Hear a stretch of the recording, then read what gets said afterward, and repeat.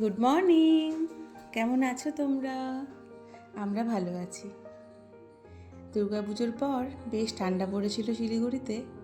ভেবেছিলাম ঝটপটই ঠান্ডাটা দেখা যাবে, কিন্তু কিছুদিন হতে না হতেই আবার সেই রোদ্দুর আর গরম। সন্ধ্যের পর একটু টেম্পারেচারটা কমে আসে, কিন্তু দিনের বেলা জানো তো ভীষণ গরম। আর সামনেই কালী পুজো। এখন এত অত্যাচার হয়েছে পোকামাকড়ের, কি বলবো। সন্ধ্যে থেকে জানালা দরজা সব বন্ধ করে রাখি, তা সত্ত্বেও এত ছোট ছোট লাইটের পোকা চলে আসে, কি বলবো। সব কটা বিছানা ভালো করে ঝাড়তে হয়, নইলে কি হয় জানো তো, ছোট ছোট লাল পিঁপড়েগুলো সারা বিছানাতে ঘুরে বেড়ায়।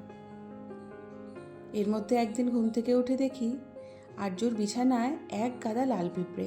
আমি তো দেখে ভয় পেয়ে গেছি, ভাবলাম আর্যকে হয়তো কামড়েছে, কিন্তু পিঁপড়েগুলো খুব ভালো জানো তো, আমার লক্ষ্মী সোনাকে একটুও কামড়ায়নি।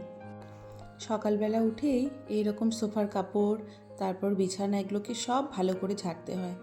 প্রচণ্ড পোকা হয়েছে, এই পোকার জ্বালায় মনে হচ্ছে পাগলই হয়ে যাব।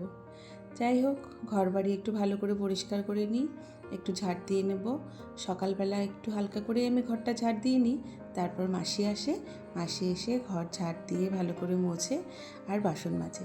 তোমরা আমাকে অনেকেই জিজ্ঞেস করো, দিদি তোমার রান্নার লোক আছে নাকি? না গো, আমার রান্নার লোক নেই। আমি নিজে রান্না করতে ভীষণ পছন্দ করি, আর যতদিন পারবো আমি নিজেই রান্না করব। আসলে কি বলো তো, আমার বাপের বাড়িতে বা আমার শ্বশুর বাড়িতে আমি কখনো রান্নার লোক দেখিনি।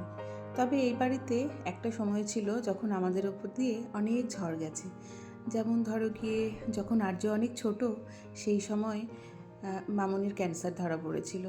তখন মামুনি অনেক দিন মুম্বাইতে ছিলেন, সাথে সোনা বাপি ওনারাও গিয়েছিলেন। তো সেই সময় মামুনি একটা রান্নার লোক ঠিক করে দিয়েছিল, সেই হলো অনিতাদি। অনিতাদি ভীষণ ভালো ছিল, একদম আমাদের মতো করে রান্না করতো। আর তারপর থেকে আর রান্নার লোক রাখা হয়নি, আমি নিজেই রান্না করি। তাছাড়া সোনা আর আর্য কখনো রান্না নিয়ে ঝামেলা করে না। তবে যখন আমি ফ্রি থাকি, আর্য কিন্তু আমাকে বলতে থাকবে, মাম্মাম সকালে কী খাবো, মাম্মাম রাতে কী খাবো। যাই হোক, এখন একটু রোদ্দুরে বসলাম নিউজ পেপারটা নিয়ে। ডেইলি একটুখানি চোখ বুলিয়ে নিই, ডিটেলস পড়া হয় না, শোনা পড়ে আর আমাকে বলে আজকের কী নিউজ হলো।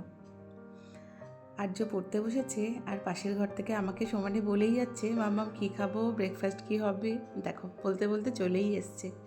আমি ওকে বললাম, তুমি আগে বলো আমাকে কী কী খবর আজকে নিউজ পেপারে দিয়েছে, এগুলো পড়ো, তাহলে তোমাকে আমি একটা ভালো জিনিস খাওয়াবো।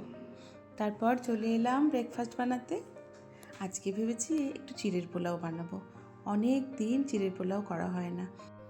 কালকে রাতে দেখেছি চিড়েটা একটা বক্সে করে রাখা, তাই ভাবলাম দেরি না করে আজকেই বানিয়ে ফেলি, নইলে হয়তো চিড়েটা খারাপই হয়ে যাবে।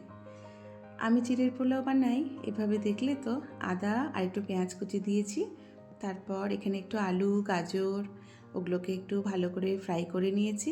তারপর বাদাম, বাদাম মানে কাজু বাদাম, চিনে বাদাম আর একটুখানি কিশমিশ দিয়েছি। আমি চিড়ের পোলাওতে হালকা করে হলুদ দিই, আমার ভালো লাগে দেখতে।